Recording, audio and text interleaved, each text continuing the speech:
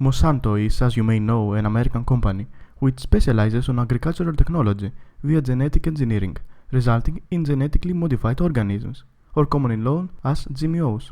At an international level, Monsanto is considered one of the most detested companies, with multiple conspiracy theories of mythic proportions surrounding its activities.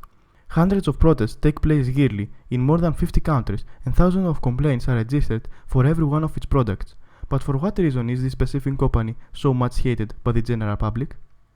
First and foremost, most of the anti-GMOs theories and activities against the company insist that Monsanto and the GMOs in general do not prioritize the health of its consumers, but they are interested only on profit. It is a widespread belief among people that a GM crop is not an innocent equivalent of a traditional crop, but in reality may be harmful for the consumer.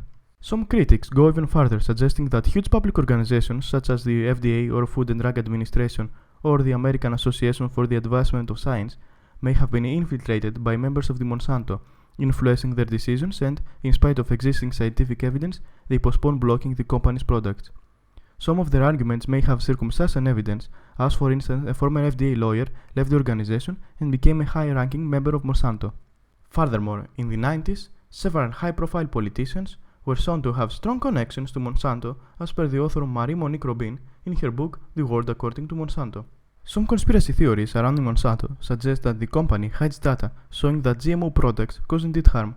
It has been also suggested that the company deliberately causes food shortages in countries or globally to promote the use of GM foods. Another GMO conspiracy theory is rather recent, and it's related to the appearance of the South American Zika virus. As recent as of January 2016, concerns over a Zika virus outbreak were accompanied by claims first published on Reddit that the virus was being spread by genetically modified mosquitoes. The fears were based on recent experiments carried out by Oxitec, in which male mosquitoes were genetically modified to be sterile in order to reduce the population of Aedes aegypti mosquitoes, an outcome facilitating the emergence of several new tropical diseases, including Zika. This particular claim, however, is not shared by most scientists.